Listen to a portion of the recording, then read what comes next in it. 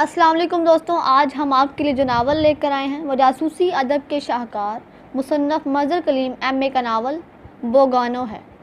Novel की तरफ चलने से पहले तमाम व्यूवर्स से गुजारिश है कि हमारे चैनल को ज़्यादा से ज़्यादा सब्सक्राइब, लाइक और शेयर करें। शुक्रिया।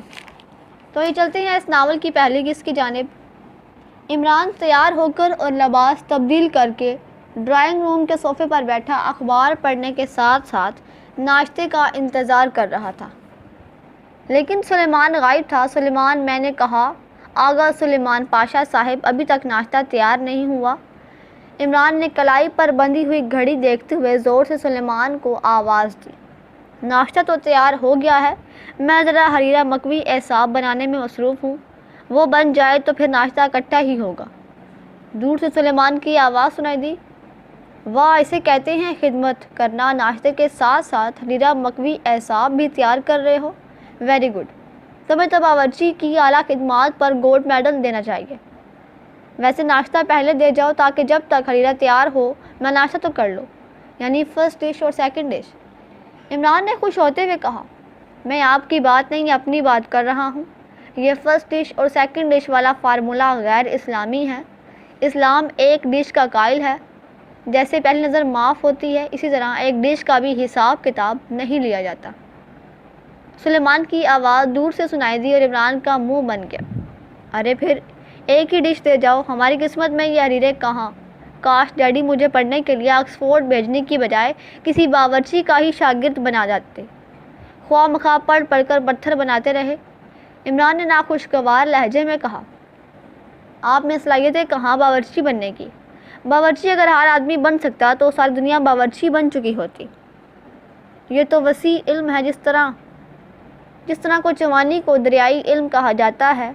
टांगे में घोड़ा जूते वक्त 32 बक्सवे लगाने पड़ते हैं। एक बक्सवा भी गलत लग जाए तो सवारी नीचे और घोड़ा ऊपर हो जाता है। और बावर्ची तो समुद्री इल्म है, हज़ारों मिसालों का फ़न। ये आपकी तरह का इल्म नहीं कि दूसरों की लिखी हुई किताबें रट ले और तालीम याफ्ता होने का रौब जमाना शुरू कर दे।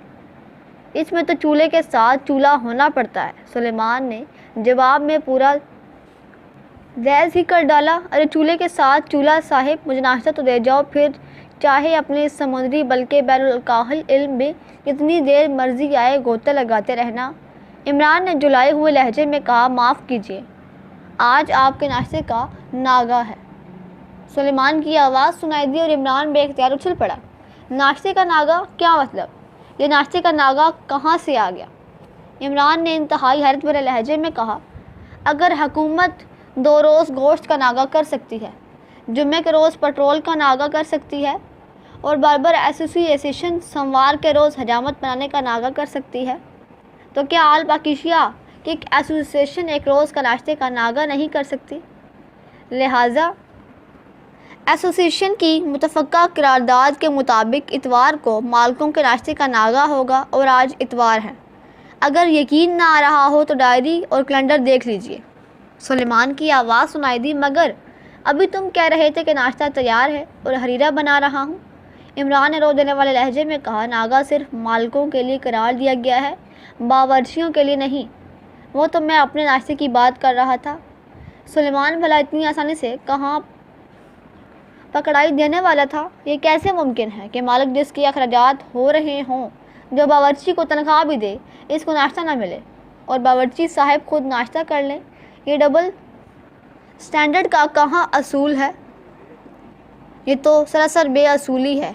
इमरान ने पुरजोर अंदाज में एहतजाज करते हुए कहा, यह डबल स्टैंडर्ड और बेअसूली आपके लिए होगी क्योंकि इस मामले में आप हस्ब इख्तलाफ हैं और हस्ब इख्तलाफ हमेशा ऐसा ही प्रोपेगेंडा होता है। सुलेमान ने जवाब दिया, अच्छा जनाब, आप वाकई ही इंतहाई बाअसूल हैं, मान लिया, मगर भूखों पर नज़र करम करने का तो हमारा दीन भी हुक्म देता है। आखिरकार इमरान ने हथियार डालते हुए कहा, नज़र करम तो ज़ाहिर है नाश्ता और हरीरा खाने के बाद ही डाली जा सकती है, पहले तो नज़र करम आ ही नहीं सकता, इसलिए फ़िलहाल इंतज़ार फरमाइए। सुलेमान ने तुर्की बतुर्की जवाब देते हुए कहा, जनाब सुलेमान पाशा साहिब, मेहरबानी करो, कुछ तो करो। अगर मुझे पता होता कि आज नाश्ता नहीं मिलना तो कम से कम मैं रात को ही डबल खाना खा लेता। इमरान ने کلی طور پر احتیاط ڈالتے ہوئے کہا، خوشامد کرنا سخت گناہ ہے صاحب، اس لیے خوشامد نہیں چلے گی۔ اگر آپ ایک روز ناشتہ نہ کریں گے تو کون سی قیامت ٹوٹ پڑے گی؟ ہمارے ملک کے لاکھوں غریب ایسے ہیں جنہیں ناشتہ تو ایک طرف 2 وقت کا کھانا بھی نہیں ملتا۔ سلیمان نے کہا، انہوں نے بھی یقیناً باورچی رکھ لینے کی غلطی کی ہوگی۔ اچھا چلو آج صبر کر لیتا ہوں، بزرگ کہتے ہیں صبر کا پھل میٹھا ہوتا ہے۔ عمران نے کہا، اس لیے میٹھا ہوتا ہے کہ پھل درخت پر اطمینان سے پکتا رہتا ہے، بے صبری کا مظاہرہ کرتے ہوئے اسے کچا نہیں توڑا جاتا۔ سلیمان بھلا کب ایسے دور میں آنے والا تھا؟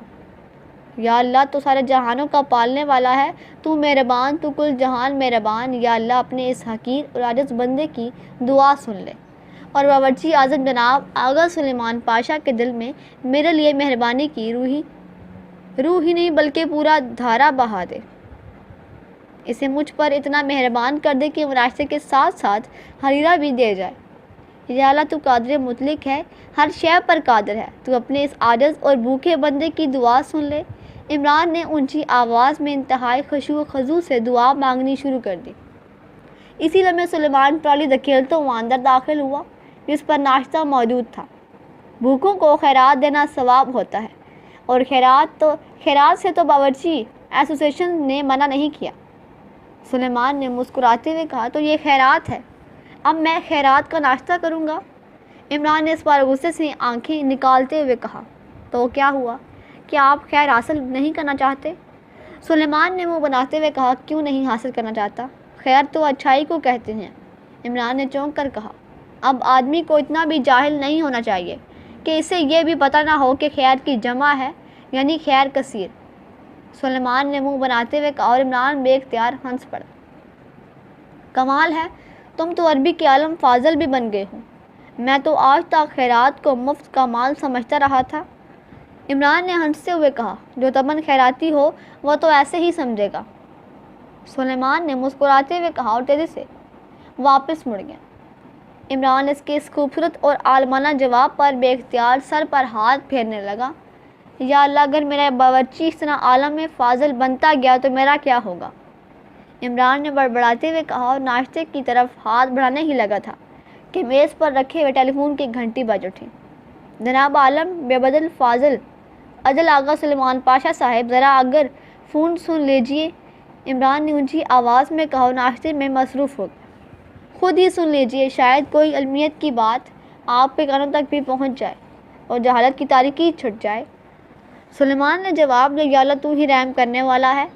عمران نے بڑبڑاتے ہوئے کہا اور ہاتھ بڑھا کر ریسیور اٹھا لیا۔ عالم بے بدل فاضل اجل جناب آغا سلیمان پاشا کا جاہل مالک بیچارہ علی عمران با انداز جہالت بول رہا ہوں۔ عمران نے رو دینے والے لہجے میں کہا، کیا بات ہے، آج صبح صبح سلیمان سے کیا غلطی ہو گئی ہے جو اسے ان القابات سے نوازا جا رہا ہے؟ دوسری طرف سے سر سلطان نے ہنستے ہوئے کہا، غلطی اور عالم میں بدل فاضل اجل سے یہ آپ کیا کہہ رہے ہیں؟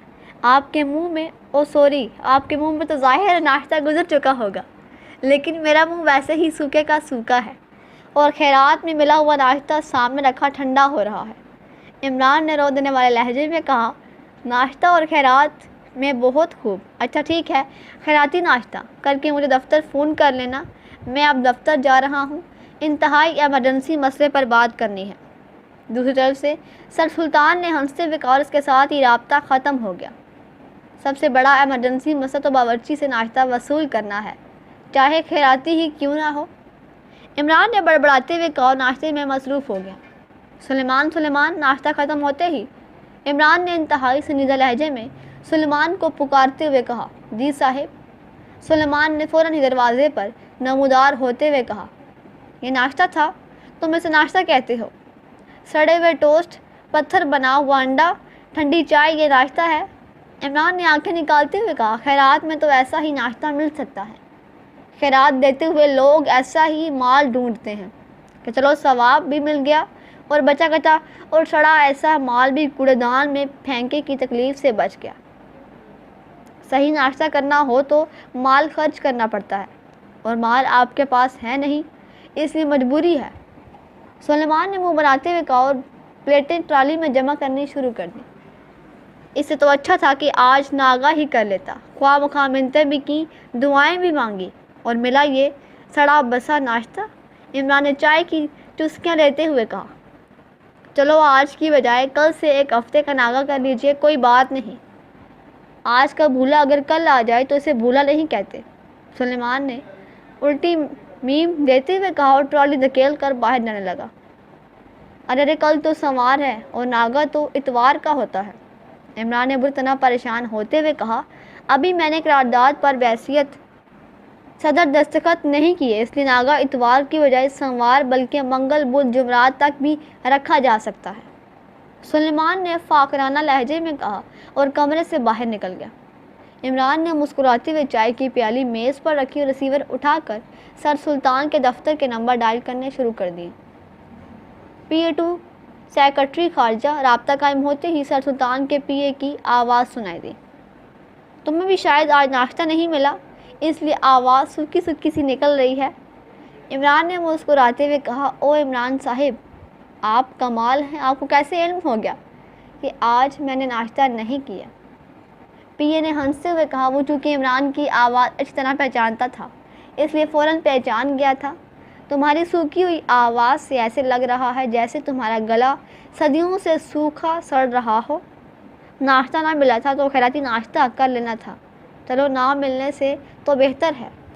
عمران نے جواب دیتے ہوئے کہا، خیراتی ناشتہ وہ کہاں ملتا ہے؟ میری تو بیگم آج ناراض ہو گئی تھی، اسے ناشتہ دینے سے انکار کر دیا تھا، اس لیے مجبوراً بغیر ناشتے کے آنا پڑا، کیونکہ صاحب صحیح وقت پر پہنچ جاتے ہیں۔ PA نے باقاعدہ وضاحت کرتے ہوئے کہا، میری مانو تو ایک عدد باورچی رکھ لو، بیگم اور باورچی میں بس یہی فرق ہوتا ہے کہ باورچی چاہے کتنا ہی ظالم کیوں نہ ہو، خیراتی ناشتہ تو دے دیتا ہے۔ عمران نے بڑے خلوص پر لہجے میں اسے مشورہ دیتے ہوئے کہا اور PA بے اختیار ہنس پڑا۔ جناب آپ بڑے آدمی ہیں، باورچی رکھ سکتے ہیں، ہم تو غریب ملازم ہیں، ہم بھلا باورچی کیسے افورڈ کر سکتے ہیں؟ بہرحال فرمائیے صاحب سے بات کرواؤں؟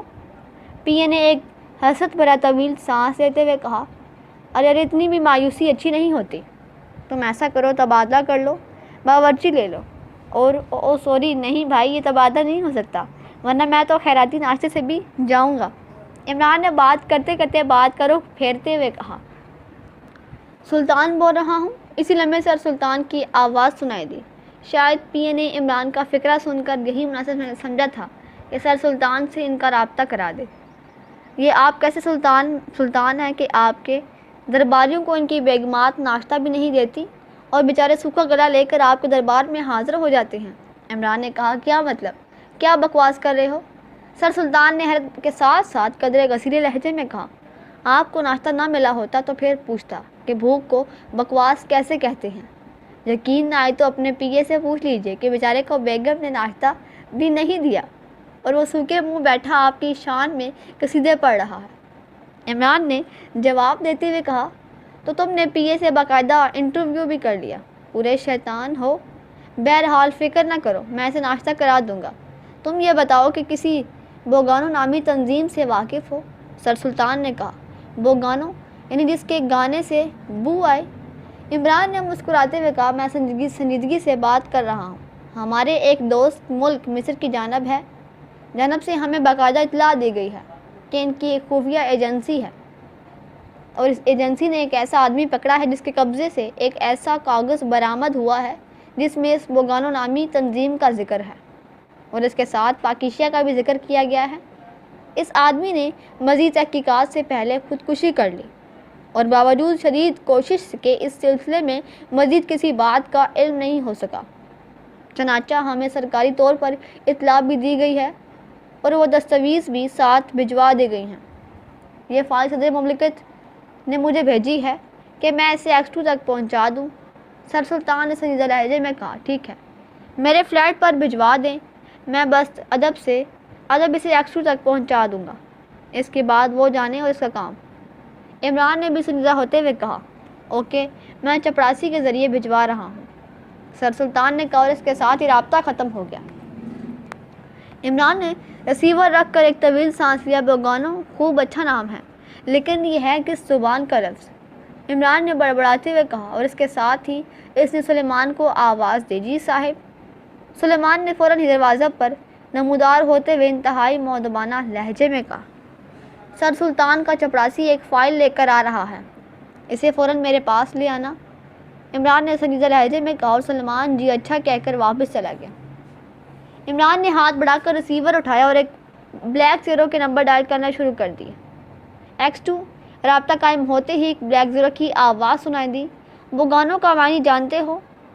عمران نے اصل آواز میں کہا، بوگانو کیا مطلب؟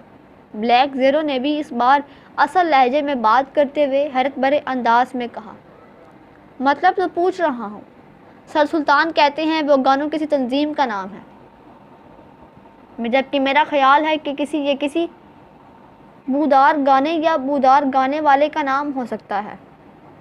عمران نے مسکراتے ہوئے کہا اور بلیک زیرو بے اختیار ہنس پڑا۔ بودار گانے کا تو یہی مطلب ہے کہ جس گانے سے بو آئے، لیکن بو گانے والے کے منہ سے تو آ سکتی ہے، گانے سے تو نہیں آ سکتی۔ گانا سننے سے پہلے ہر گانے والے کا باقاعدہ منہ سونگا جائے، لیکن یہ تو بڑا مشکل کا کام ہے۔ گانے والی عورتوں کے منہ سونگنے کے بعد تو سر پر جوتیوں کا طلبہ ہی بچ سکتا ہے۔ یہ کام تم ہی کرو اور مجھے فی الحال اماں بی کی جوتیوں تک ہی محدود رہنے دو۔ بہرحال ذرا لائبریری کا چکر لگاؤ، شاید منہ سونگے بغیر تمہیں معنی سمجھ آ جائے۔ عمران نے مسکراتے ہوئے کہا اور ریسیور رکھ دیا۔ تھوڑی دیر بعد کال بیل بجنے کی آواز سنائی دی اور سلیمان تیزی سے دروازے کی طرف بڑھ گیا۔ تھوڑی دیر بعد وہ واپس آیا تو اس کے ہاتھ میں خاکی رنگ کا ایک بڑا سا لفافہ تھا جس پر سرکاری مہریں لگی ہوئی تھیں۔ چائے لے آؤ، عمران نے لفافہ اس کے ہاتھ سے لیتے ہوئے کہا اور سلیمان خاموشی سے واپس چلا گیا۔ عمران نے لفافہ کھولا اور اس کے اندر موجود فائل نکال کر اس نے اسے کھولا۔ اس میں 2 کاغذ تھے، جن میں سے ایک تو دوست ملک مصر کا سرکاری پیٹ تھا جو ٹائپ شدہ تھا، جبکہ دوسرا کاغذ عام سا تھا، اس پر ہاتھ سے لکھا گیا تھا۔ عمران نے پہلے حکومت مصر کا ٹائپ شدہ کاغذ پڑھنا شروع کر دیا، لیکن اس میں رسمی طور پر وہی کچھ لکھا گیا تھا جو سر سلطان پہلی زبانی بتا چکے تھے۔ چنانچہ اس نے اسے طے کیا اور دوسرا ہاتھ سے لکھا ہوا کاغذ پڑھنا شروع کر دیا۔ یہ مصری زبان تھی اور یہ ایک چھوٹا سا پیغام تھا، اسٹام نامی کسی آدمی کے نام کے۔ اس نے بوگانو کے لیے پاکیزہ میں ایک اہم مشن مکمل کرنا ہے، اس لیے وہ فوراً ہیڈ کوارٹر سے رابطہ قائم کرے۔ اور نیچے ایک دائرہ سا بنا ہوا تھا جس کے اندر پانی کی لہروں کے اوپر بل کھاتے ہوئے سانپ کی تصویر بنی ہوئی تھی۔ عمران نے ایک طویل سانس لیا اور پھر کاغذ اٹھائے وہ اپنے مخصوص کمرے میں آ گیا۔ خصوصی کمرے کی ایک الماری سے اس نے ایک طاقتور خوردبین نکال کر میز پر رکھی اور خود کرسی پر بیٹھ کر اس نے پیغام والے کاغذ کو ٹائپ شدہ کاغذ سے علیحدہ کیا اور پھر اس نشان کو خوردبین میں ایڈجسٹ کر کے اس نے اسے چیک کرنا شروع کر دیا۔ اور تھوڑی دیر بعد جب اس نے سر پیچھے ہٹایا تو اس کے چہرے پر انتہائی سنجیدگی کے آثار نمایاں تھے اور کاغذ کی بناوٹ بھی واقعی ہی مخصوص قسم کی تھی۔ اس کے اندر ہلکے نیلے رنگ کی آڑی ترچھی لائنیں نظر آ رہی تھیں۔ اس نے اٹھ کر خوردبین واپس الماری میں رکھی اور کاغذ جیب میں رکھ کر مخصوص کمرے سے باہر آ گیا۔ سلیمان کو دروازہ بند کرنے کے لیے کہہ کر کچھ سیڑھیاں اترتا نیچے موجود گیراج کی طرف بڑھ گیا۔ گیراج سے اس نے کار نکالی اور چند لمحوں بعد کار تیزی سے رفتاری سے سڑک پر دوڑتی ہوئی آگے بڑھتی چلی گئی۔ تقریباً 1 گھنٹے کی ڈرائیونگ کے بعد وہ ایک رہائشی کالونی میں داخل ہو گیا۔ یہاں بڑی بڑی اور قدیم طرز کی کوٹھیاں تھیں۔ اس نے ایک کوٹھی کے بڑے سے پھاٹک کے سامنے جا کر کار روکی اور پھر نیچے اتر کر اس نے کال بیل کا بٹن پریس کر دیا۔ چند لمحوں بعد چھوٹا پھاٹک کھلا اور ایک بوڑھا ملازم باہر آ گیا۔ پروفیسر دانش سے کہیں کہ علی عمران آیا ہے۔ عمران نے ملازم سے مخاطب ہو کر کہا، جی اچھا میں پھاٹک کھولتا ہوں، آپ کار اندر لے آئیے۔ ملازم نے مؤدبانہ لہجے میں کہا اور واپس مڑ گیا۔ عمران دوبارہ کار میں بیٹھا اور پھاٹک کھلنے پر وہ کار اندر لے گیا۔ کوٹھی کو خاصی بڑی تھی لیکن اس کی حالت خاصی خستہ سی ہو رہی تھی۔ جیسے طویل عرصے سے اس کی مناسب دیکھ بھال نہ کی جا رہی ہو۔ پورچ میں ایک پرانے ماڈل کی گاڑی موجود تھی۔ عمران نے کار اس کے حق میں روکی اور پھر نیچے اترایا۔ آئیے سر، ادھر ڈرائنگ روم میں تشریف رکھیے، ملازم نے پھاٹک بند کر کے پورچ میں آتے ہوئے کہا، اور تھوڑی دیر بعد عمران ایک وسیع و عریض ڈرائنگ روم میں موجود تھا، جس کا فرنیچر بھی کوٹھی کی عمارت کی طرح خاصا قدیم تھا، لیکن قدیم ہونے کے باوجود وہ آج کل کے فرنیچر سے لاکھوں گنا زیادہ مضبوط نظر آ رہا تھا۔ تھوڑی دیر بعد وہی ملازم اندر داخل ہوا تو اس کے ہاتھ میں ٹرے تھی، جس میں مشروب کا ایک گلاس رکھا ہوا تھا۔ پروفیسر صاحب ابھی تشریف لا رہے ہیں۔ ملازم نے انتہائی مؤدبانہ لہجے میں کہا اور مشروب کا گلاس عمران کے سامنے میز پر رکھا اور واپس چلا گیا۔ عمران نے گلاس اٹھا کر چسکی لانی شروع کر دی۔ گلاس ختم کر کے اس نے واپس رکھا ہی تھا کہ دروازے کا پردہ ہٹا اور ایک درمیانے قد کا بوڑھا آدمی، جس کے جسم پر قیمتی سلیپنگ گاؤن تھا، اندر داخل ہوا۔ اس کا سر اور چہرہ بالوں سے یکساں بے نیاز تھا۔ چہرے پر اس قدر جھریاں تھیں ایسے چہرہ نہ ہو گراموفون ریکارڈ ہو۔ آنکھوں پر موٹے شیشوں کی ایک انتہائی قیمتی زیم کی نظر والی اینک تھی۔ یہ پروفیسر دانش تھا جس سے ملنے عمران آیا تھا۔ پروفیسر بڑے غور سے عمران کو دیکھ رہا تھا۔ میرا نام علی عمران ہے پروفیسر صاحب، میں آکسفورڈ میں پڑھتا رہا ہوں، وہاں آپ سے اکثر ملاقات رہتی تھی۔ عمران نے مسکراتے ہوئے کہا، وہ اچھا، بیٹھو بیٹھو، پہلے کی بات کر رہے ہو؟ بہت پہلے کی، پروفیسر نے سر ہلاتے ہوئے کہا اور خود بھی صوفے پر بیٹھ گئے۔ مجھے ایک ماہ قبل اخبار سے معلوم ہوا تھا کہ آپ مستقل طور پر واپس پاکیشیا آ گئے ہیں۔ آپ کا پتہ ابھی اسی خبر میں درج تھا۔ میں تو فوراً آپ سے ملنا چاہتا تھا، لیکن بس مصروفیات آڑے آ گئی۔ عمران نے انتہائی سنجیدہ لہجے میں کہا، یہاں ایک ماہ ہی ہوا ہے واپس آئے ہوئے، بس اچانک ہوم سکنس پیدا ہوئی اور میں سب کچھ چھوڑ چھاڑ کر واپس چلا گیا۔ حالانکہ اس سے قبل میں مستقل طور پر ایکریمیا میں سیٹل ہو گیا تھا۔ مجھے تو یاد نہیں ہے، بہرحال تمہاری مہربانی ہے کہ تم نے مجھے یاد رکھا۔ پروفیسر دانش نے مسکراتے ہوئے کہا، آپ جیسے عالم آدمی بھلا کیسے بھول سکتے ہیں پروفیسر، ویسے آپ کے مضامین تو میں باقاعدگی سے پڑھتا رہا ہوں۔ اب آپ کی یہاں آمد سے ملاقات بھی ہو گئی اور یہ ملاقات میرے لیے باعث فخر ہے۔ عمران نے مؤدبانہ لہجے میں کہا، یہ تمہارا حسن ظن ہے بیٹے، ورنہ میں تو اب بھی اپنے آپ کو طالب علم ہی سمجھتا ہوں۔ تم کیا کر رہے ہو؟ پروفیسر دانش نے مسکراتے ہوئے کہا، جی میں بطور فری لانسر یہاں کی سینٹرل انٹیلیجنس کے ساتھ کام کرتا ہوں۔ پروفیسر صاحب، میں نے آپ کا ایک مضمون پڑھا تھا جس میں آپ نے قدیم مصر کے بادشاہوں کی شاہی مہروں پر بنائے گئے نشانات پر بڑی عالمانہ تحقیقات درج کی تھیں۔ عمران نے اپنے اصل موضوع پر آتے ہوئے کہا، ہاں میں نے اس موضوع پر خاصا کام کیا ہے۔ کیا تمہیں کسی نشان کے بارے میں کوئی الجھن درپیش ہے؟ اگر ایسی بات ہو تو مجھے کھل کر بتاؤ، مجھے تم جیسے ہونہار طالب علم کی مدد کر کے بے حد مسرت ہوگی۔ پروفیسر دانش نے کہا۔ عمران مسکرا دیا، آپ قدیم زمانوں کی مہروں کے ساتھ ساتھ انسانی نفسیات کے بھی عالم ہیں۔ عمران نے مسکراتے ہوئے کہا اور پروفیسر دانش بے اختیار ہنس دیے۔ تجربہ بہت کچھ سکھا دیتا ہے بیٹے، پروفیسر نے جواب دیا، اور عمران نے بھی اس بات میں سر ہلا دیا اور پھر جیب سے وہی ہاتھ سے لکھا ہوا کاغذ نکال کر اس نے بڑے ادب سے پروفیسر کی طرف بڑھا دیا۔ اس کاغذ پر ایک نشان بنا ہوا ہے، دائرے کے اندر پانی کی لہریں اور اس پر بل کھاتے ہوئے سانپ کا نشان، اور یہ کاغذ مصری حکومت کی طرف سے حکومت پاکیشیا کو بھیجا گیا ہے۔ اسی میں نے سوچا کہ شاید یہ نشان قدیم مصر میں بھی استعمال ہوا ہو، کیونکہ خاصا مختلف اور عجیب سا نشان ہے، اس لیے میں نے سوچا کہ آپ سے ملاقات بھی کر لی جائے اور اس سلسلے میں بات چیت بھی ہو جائے۔ عمران نے سنجیدہ لہجے میں بات کرتے ہوئے کہا، نہیں یہ نشان تمہارے لیے کوئی خاص اہمیت رکھتا ہے؟ پروفیسر نے ہونٹ چباتے ہوئے کہا، نشان کی اہمیت کا تو مجھے فی الحال علم نہیں، اصل میں کاغذ پر جو پیغام درج ہے وہ پاکیشیا کے لیے اہمیت رکھتا ہے۔ یہ کاغذ مصری حکومت کی طرف سے پاکیشیا حکومت کو بھیجا گیا ہے۔ یہ کاغذ وہاں کسی آدمی سے برآمد ہوا ہے اور اس آدمی نے خودکشی کر لی۔ کاغذ پر کسی بوگانو نامی تنظیم کا پاکیشیا میں کسی مشن کے سلسلے میں پیغام درج ہے، اس لیے میں نے سوچا کہ اس نشان سے شاید پیغام لکھنے والے کے متعلق کوئی کلیو مل سکے۔ عمران نے پوری تفصیل سے وضاحت کرتے ہوئے کہا، بوگانو ٹھیک ہے تم بیٹھو، میں اسے چیک کر کے آتا ہوں۔ پروفیسر نے صوفے سے اٹھتے ہوئے کہا۔ عمران بھی اطمینان اٹھ کھڑا ہوا۔ بیٹھو بیٹھو، پروفیسر نے مشفقانہ لہجے میں کہا اور پھر آہستہ آہستہ چلتے ہوئے ڈرائنگ روم سے باہر نکل گیا۔ پروفیسر دانش آکسفورڈ یونیورسٹی میں قدیم زبانوں سے متعلق کے علوم کے شعبے میں پڑھاتے تھے۔